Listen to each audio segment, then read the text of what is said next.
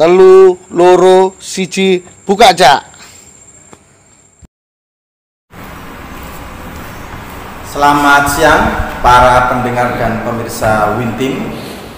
Hari ini kita akan berdialog dan berdiskusi dengan para pejabat di Komisi Yudisial Jawa Timur.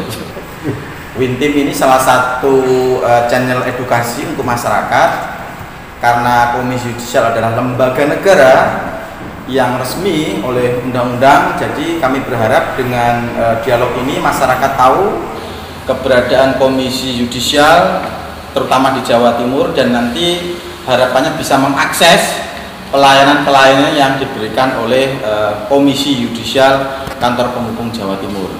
Bersama hari ini kami yang pertama Pak Dizar Al-Farizi, ini adalah koordinator Kantor Penghubung Komisi Yudisial Jawa Timur.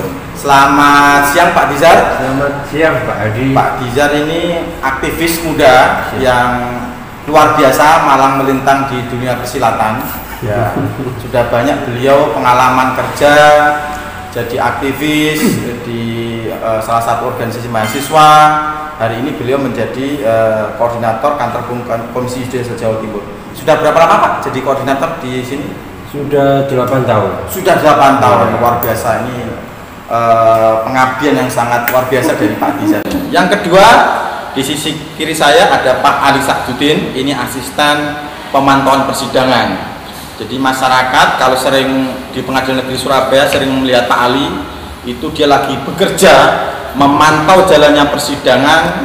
Jika ditemukan hal-hal yang misalnya mencurigakan, Pak Ali akan segera membuat catatan-catatan yang bisa dikirimkan ke Jakarta untuk ditindaklanjuti. Selamat siang Pak Ali Sakdudin. Selamat siang Pak Adi. Sehat Pak Ali Sakdudin? Alhamdulillah sehat. Kayaknya tadi saya masuk ke ruang kerjanya banyak tumpukan kertas-kertas yang harus diselesaikan ini, pengaduan dari masyarakat begitu ya. Oke, kita ke Pak Dizar dulu. Pak Dizar, Ya. masyarakat ini belum banyak yang tahu. Opo Komisi Yudisial? Apa itu? Kalau orang menyebut KPK mungkin sudah banyak yang paham, tetapi dengan Komisi Yudisial mungkin belum banyak yang tahu. Mungkin bisa dijelaskan sedikit apa itu Komisi Yudisial, kapan berdiri di Jawa Timur, dan apa saja fungsi dan tugasnya Pak Dizar? Monggo. Ya Pak Adi. Jadi KY atau Komisi Yudisial itu lembaga negara. Lembaga negara. Ya, jadi yang tadi sudah disebut Pak Adi tadi, Ya. di dalam Undang-Undang Dasar Konstitusi pasal 24B yang secara sederhana tugasnya ada dua. Ada dua ya. Jadi yang pertama melakukan seleksi calon hakim agung. Melakukan Ya. seleksi calon hakim agung. Ya, Oke. itu kemudian nanti diusulkan ke DPR ya untuk mendapat persetujuan. Yang kedua, wewenang lain dalam rangka menegakkan luhuran martabat perilaku hakim. Ya, Wewenang lain menjaga martabat dan luhuran hakim. betul. Ini Menjaga tugas dan menegakkan. Menegakkan ini Iya. tugas yang berat dan mulia ini Pak Ya, Dizar. berat, ya berat memang. Bertonton kayak ini. Lanjut Pak Dizar. Iya, jadi menjaga dan menegakkan. Nah, ini dua sisi mata uang, dua sisi mata uang Pak Adi. Jadi di satu sisi menjaga supaya hakim itu tidak melanggar etik, di sisi yang lain itu menegakkan manakala ada hakim yang kemudian melanggar kode etik. Dan tanda kutip hakim-hakim yang nakal. Nah, kira-kira begitu. Jadi itu. Jadi memang karena konsentrasinya hanya di pengadilan khususnya terkait hakim, memang tidak sefamiliar KPK, KPU itu, atau ombudsman mungkin yang secara kewenangannya lebih luas. Jadi kayak ini lebih spesifik gitu. Hanya hakim ya. Kalau Hanya hakim. panitera nggak bisa ya. Panitera, Panitera judika. lapornya ke Badan Pengawas Mahkamah Agung ya. Betul. Jadi betul. masyarakat harus tahu yang bisa dilaporkan itu hanya hakim ya. Betul. Bukan semua pegawai pengadilan. Ya. Supaya nggak salah paham. Betul. Oke, kalau di Jawa Timur ini kapan mulai berdiri dan beraktivitas Pak Dizar?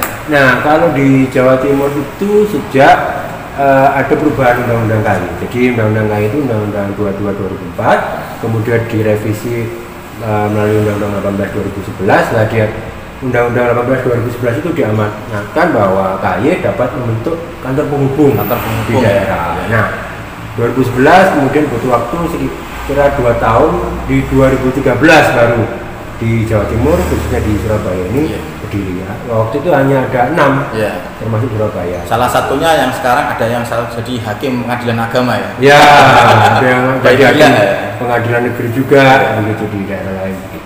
Alumninya KJ ini sukses-sukses ya, luar biasa.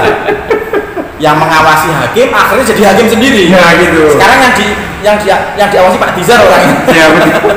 Oke, jadi jelas dari masyarakat tugasnya ada 2, melakukan seleksi calon hakim agung, yang kedua menegakkan, mengawasi martabat dan keluhuran hakim ya. Sekarang ke Pak Ali dulu. Pak Ali, kira-kira berapa masyarakat yang telah mengadu ke Komisi Yudisial Jawa Timur mulai berdiri misalnya sampai misalnya kalau tahun 2021 ini sudah berapa yang mengadu? Nanti dari pengaduan itu kira-kira yang terbukti dan kira-kira berapa hakim yang kemudian dijatuhkan sanksi berat dan diberhentikan. Nah, itu masyarakat menunggu ini Komisi Yudisial telah bekerja apa saja ini di sini gitu.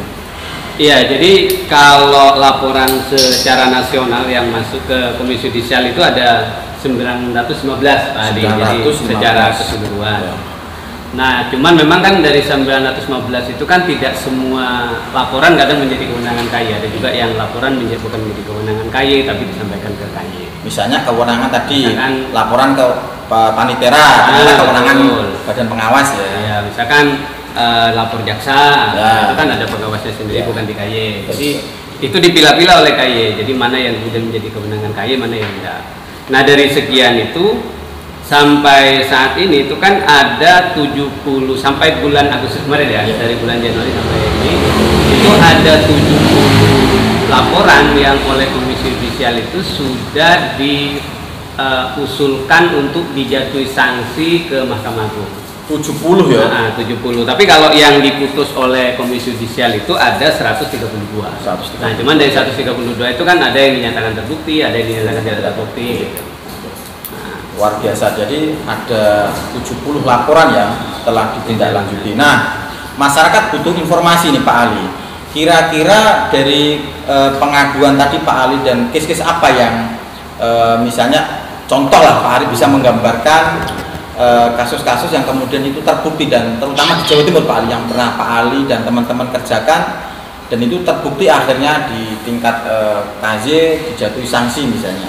Iya, kalau yang terbukti itu kan kalau di KY saya keseluruhan kan dibagi dalam 2 laporan. Ada yang misalkan juga yang terbukti itu perilaku murni. Misalkan kalau perilaku murni itu misalkan perilaku yang di luar persidangan Pak Ali. Misalkan ya mohon maaf ada hakim yang selingkuh misalkan, atau kemudian misalkan ada hakim yang dia punya persoalan di lingkungannya, misalkan ada utang piutang yang kemudian dia panggil bayarnya dan sebagainya, itu bagian dari perilaku. Nah, yang kedua perilaku murni, yang kedua ada juga putusan yang berkaitan dengan perilakunya di ruang sidang. Nah, kalau di ruang sidang itu berkaitan dengan sikap dia apakah netral atau tidak, jadi imparsial atau tidak. Ada kepribadiannya di luar persidangan, ada yang dalam persidangan ya. Iya, jadi apakah dia imparsial atau tidak. Nah, imparsial itu kalau di dalam ruang sidang itu bisa dilihat dari kata-katanya, bisa dilihat dari perilakunya, termasuk di dalam memberikan hak kepada para pihak, apakah seimbang atau tidak. Misalnya terdakwa ya di sana ya. Nah, kan dalam persidangan itu kan pada umumnya kan ada 2 pihak. Tergugat misalkan.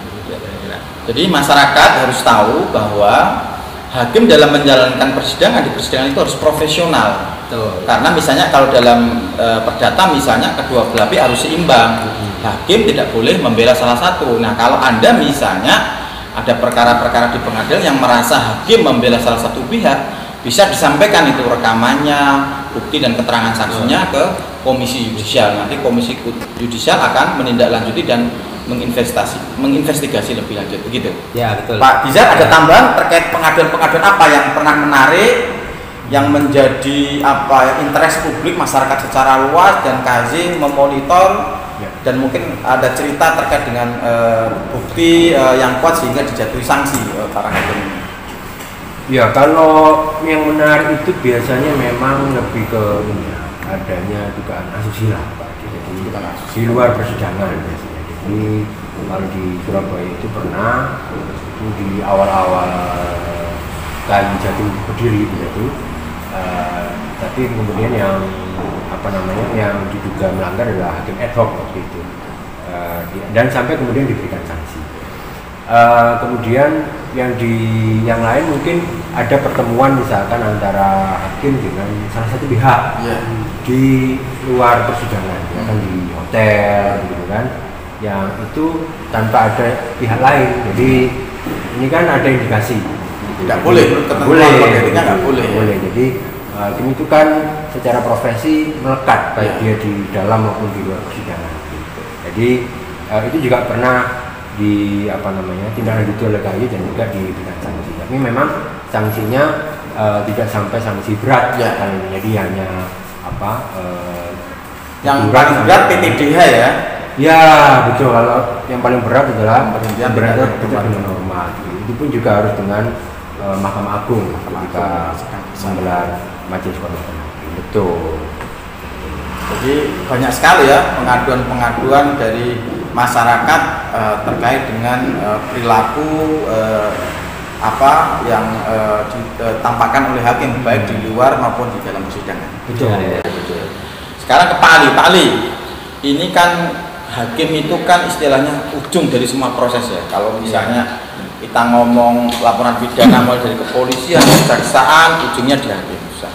Mau misalnya keperdataan yang memutus adalah hakim semua kasus. Nah, tetapi ini publik kan istilahnya masih belum istilahnya percaya 100% bahwa kondisi penegakan hukum kita termasuk dalam konteks ini hakim itu bisa menjaga integritas dan pertama juga banyak pengaduan-pengaduan.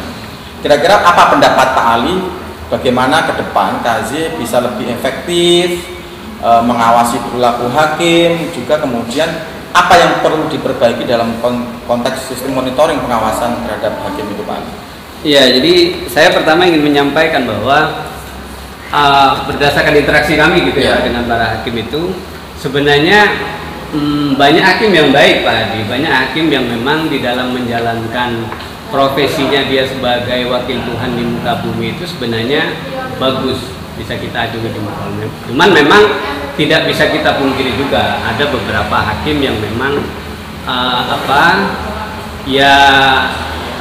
tidak profesional lah kira-kira di dalam menjalankan profesinya ini. Pastilah ada banyak yang baik, tapi juga ada mungkin beberapa yang tidak baik. Dan hal-hal seperti itu yang kemudian muncul di permukaan sehingga menimbulkan persepsi publik itu tadi. Nah, cuman memang itu bukan untuk mencegah hal itu semakin terjadi banyak kira-kira gitu ya, berkembang itu. Memang KAY perlu meningkatkan pengawasan. Nah, di KAY itu kan ada dua model pengawasan sebenarnya.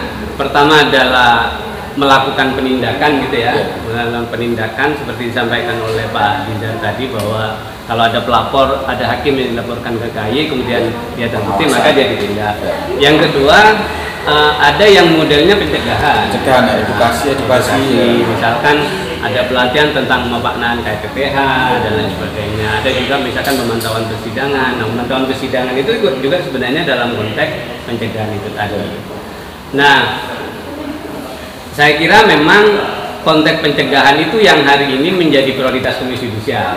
Nah, jadi KAY di dalam rangka mencegah agar para hakim itu tidak melakukan pelanggaran etik, maka KAY memperbanyak edukasi-edukasi terhadap hakim. Baik itu berkaitan baik itu berkaitan dengan kode etik, baik itu berkaitan dengan tema-tema tertentu di dalam penanganan perkara, misalkan tentang hukum pemilu, tentang hukum perbankan dan sebagainya. Nah, memang kayak yang pernah dilakukan lagi itu hukum pemilu misalkan, termasuk kemarin juga ada wacana tentang penanganan perkara berkaitan dengan lingkungan misalkan. Nah, karena itu juga berkaitan dengan kemampuan seorang hakim nanti ketika memahami perkara dalam persidangan.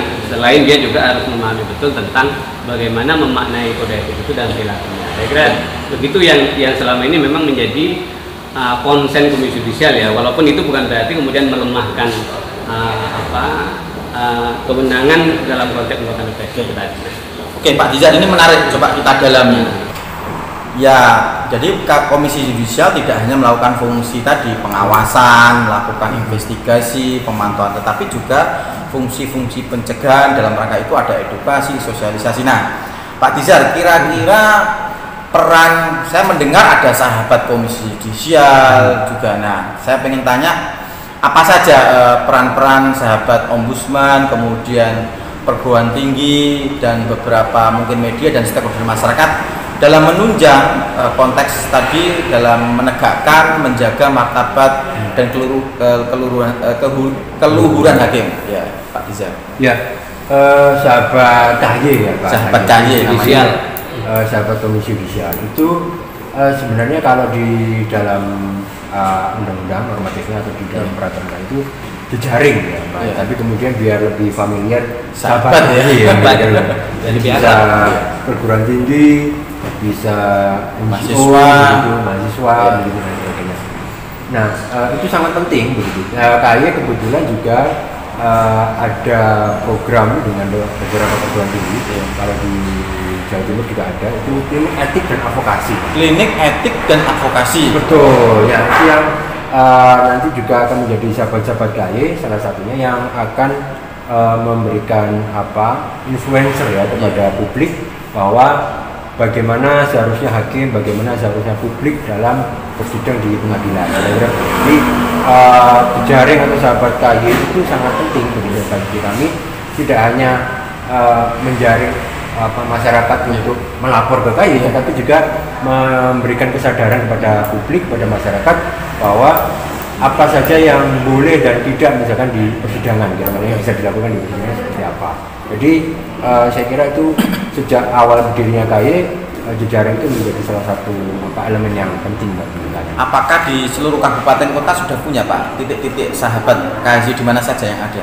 Ya, kalau secara formal memang kami tidak mengikat secara formal, tapi kemudian secara informal itu setidaknya di kota-kota kota-kota besar, misalkan di Malang atau Jember, itu kita sudah punya jejaring di sana yang kemudian nanti bisa bersinergi dengan KY dalam melakukan tugas KY.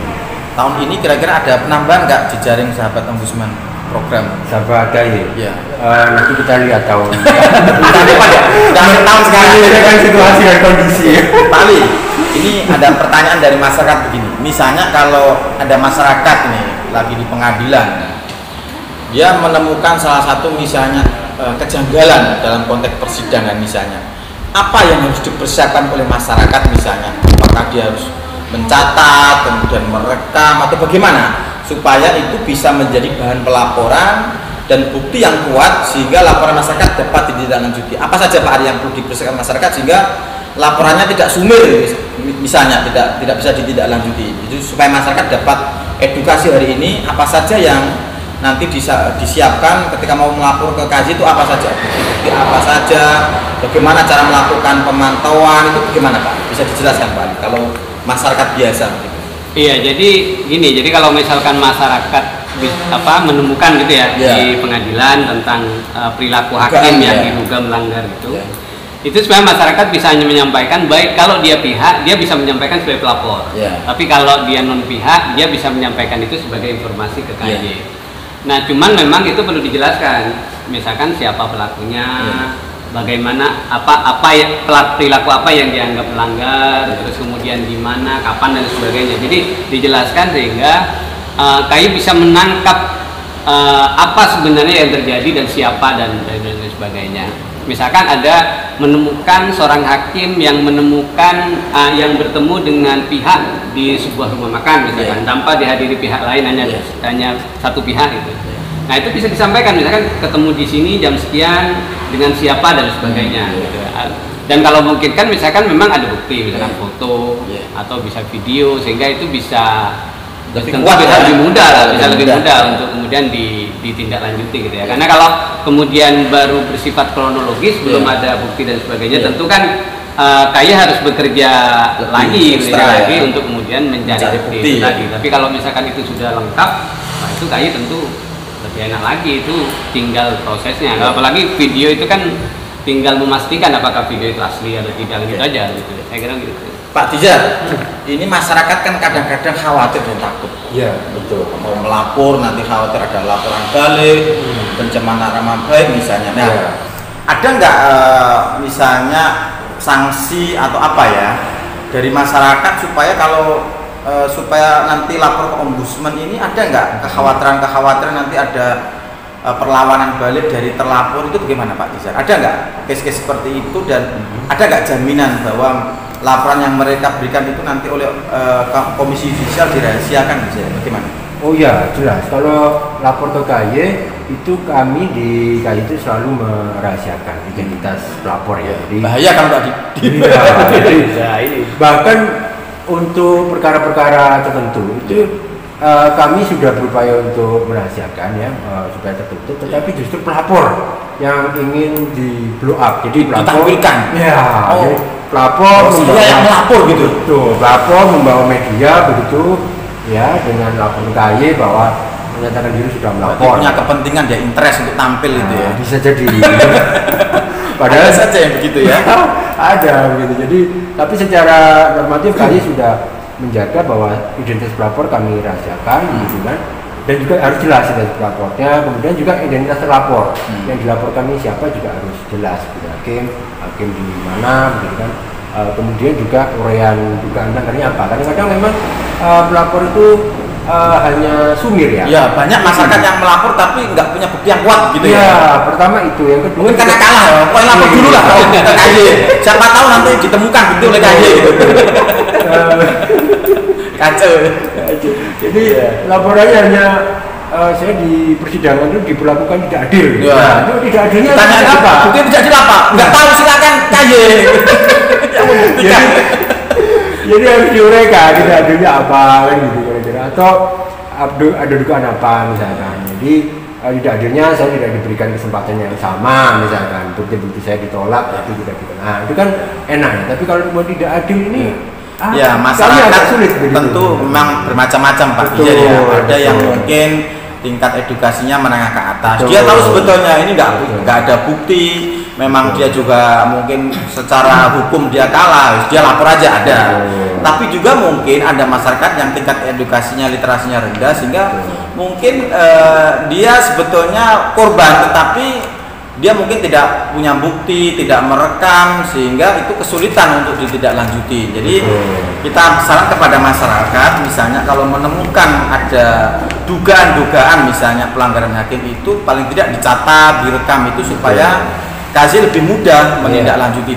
Nah, Pak Ali bisa disampaikan karena ini hampir kita memasuki akhir dialog. Kira-kira kalau orang mengadu ini ke kantor KY Jawa Timur ini alamatnya di mana, ada nomor telepon berapa, kemudian nomor WA, terus ada nggak layanan hotline yang orang setiap saat bisa melakukan telepon, melakukan konsultasi begitu sehingga masyarakat lebih mudah begitu. Ada nggak layanan-layanan pengaduan selain mungkin bisa disebutkan Pak Ali, alamat kantor ini, nomor telepon, nomor WA, dan layanan hotline lain yang diberikan oleh KY Jawa Timur? Iya, jadi memang saya harus sampaikan dulu bahwa laporan di KY itu kan harus tertulis. Jadi harus memang, tertulis. Harus tertulis. Nggak jadi, boleh lewat telepon saja ya? Tidak boleh lewat telepon saja. Tapi kalau dia mau konsultasi itu bisa. Mau konsultasi tentang bagaimana tata cara laporan dan lain sebagainya itu ya bisa lewat telepon. Nah kalau kemudian, tapi kalau laporan walaupun tertulis tidak harus datang, nah, dia juga bisa berkirim surat. Nah kalau berkirim surat itu alamatnya di Jalan Gayung Sari Barat, nomor 116, Kecamatan Gayungan, Kota Surabaya. Coba sekali lagi Pak Ali, Jalan Gayung Sari Barat, nomor 116, terus Kecamatan Gayungan, Kota Surabaya. Jalan Gayung Sari Barat nomor 116. Ya. Nomor WA ada Pak Ali yang bisa masyarakat konsultasi atau apalah supaya kalau telepon mungkin ya tidak, orang nggak punya pulsa mungkin ya. Kalau WA kan mungkin bisa lebih ngirit begitu. Nah WA memang kami ada rencana ya mungkin tahun depan Pak ya kita siapkan. Jadi karena kalau di tahun ini memang kita belum siapkan. Nah kalau nomor telepon itu di 031 031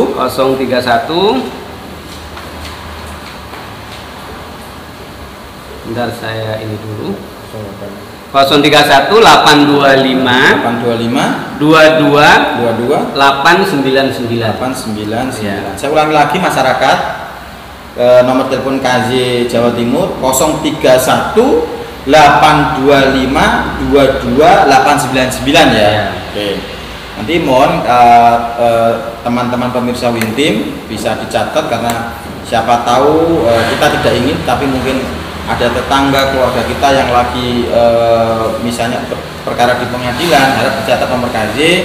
Jika menemukan dugaan-dugaan pelanggaran oleh majelis, oleh hakim maksud saya, bisa dicatat dan dipantau untuk diteruskan ke KJ. Pak Tizar, ada closing statement atau pesan-pesan kepada masyarakat supaya bagaimana kita menjaga martabat dan keluhuran hakim ini? Ya, sebelum closing nanti saya tambahkan Pak Hadi, selain alamat kantor dan nomor telepon, ada email. Ada email. Email Buat disampaikan ke PKY Jatim, ya, @ komisiyudisial.go.id. Oke, jadi atau pkyjatim@gmail.com. Oke. Kemudian kami juga ada Instagram, Instagramnya @komisiyudisialjatim. Kemudian fanpage FB. Nah, itu biasanya kami konsultasi via FB. FB juga. Lumayan ya, ada. Iya, Ya? ada. Sering kan? Inbox gimana? Nah, info-info gitu. Komisi Judisial Jatim ketemu ya di sana. Komisi Judisial RI wilayah Jawa Timur itu ada. Besok tak konsultasi saya via FB. Siap. Saya ada sedikit ini Iya, dugaan pelanggaran ini. Nah, untuk melengkapi biasanya kalau pelapor itu Tadi Instagram ada, Instagram. Facebook ada, Twitter. Twitter itu ada, cuman kami sudah lama Tidak aktif ya. ya, Oke. karena memang lebih banyak pengguna FB dan Instagram. Jadi dicatat masyarakat ya, emailnya pkjjatim@komisiyudisial.go.id atau pkjjatim@gmail.com. Jadi